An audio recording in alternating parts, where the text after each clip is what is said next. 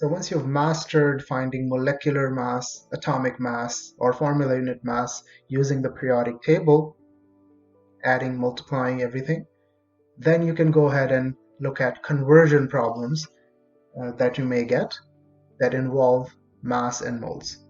For example, how many moles of Al2SO4 are there in a 100-gram sample? Okay, so when we say 100-gram sample, if this does not specify anything, it means you have the sample of that thing.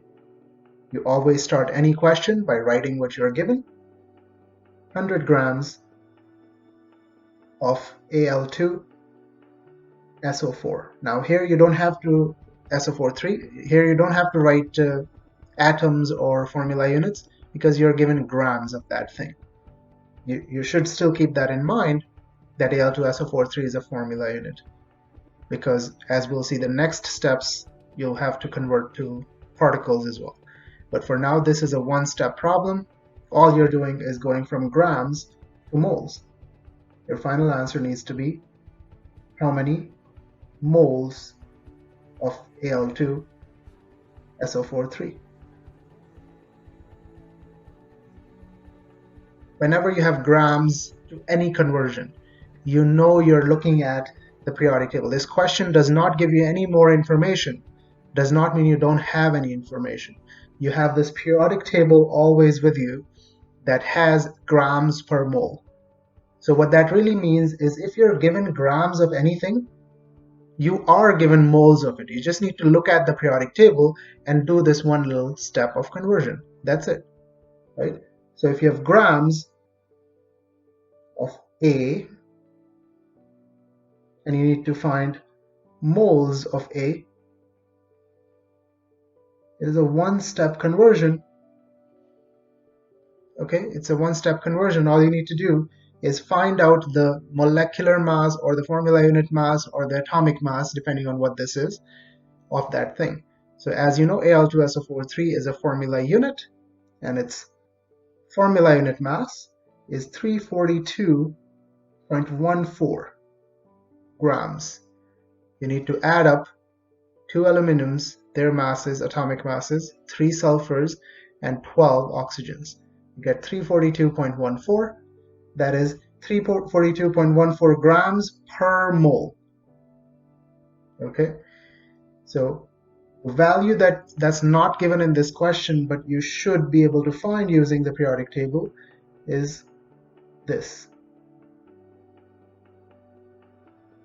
And as I said, if you're given per mole of something, that means per 1 mole. So the conversion factor is number for grams and 1 for the moles. Okay, so 1 goes with the moles. The actual number, grams, goes with the grams. Once you have this, you can go ahead and cancel out grams and grams. So your answer will be this number divided by that. So you get 0.29. Since you're given 3 digits there, you can write it for up until 3 digits, so 292, why not? 0.292 moles of Al2SO4. Now what does this number mean? This number is, you can say you have this many moles, but large numbers don't make sense to us anyway. Even if you had 1 mole of something, we can say, okay, I have 6.02 times 10 power 23 particles. This is a random decimal. So this number does show me that I have less than 1 mole of that, but in order for you to do more useful things, as we'll see down the road, or to make sense of this number, you can do another conversion. Okay, so another question could ask you, instead of how many moles, how many formula units? What basically that means is how many particles. I can write formula units or I can write particles. How many particles of Al2SO4 are there in a 100-gram sample?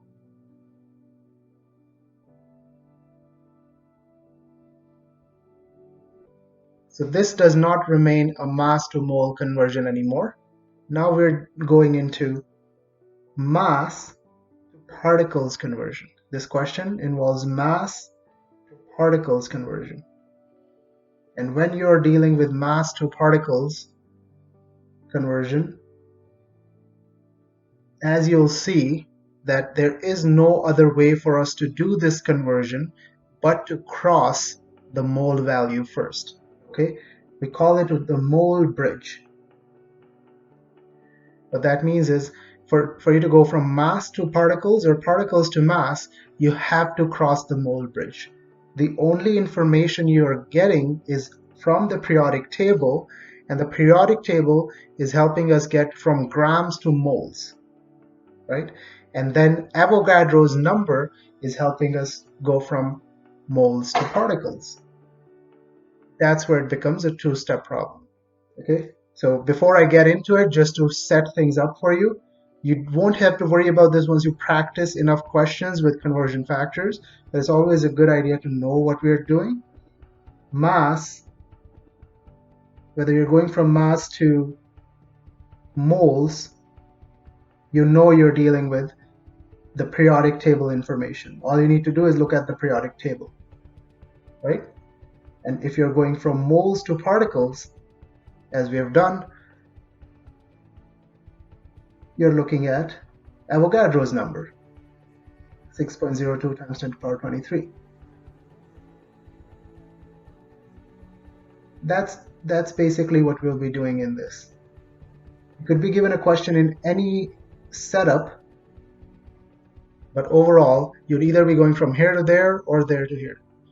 You won't have to worry about that if you follow the rules for conversion factors, where you start by what's given. So all I do is start by what I have.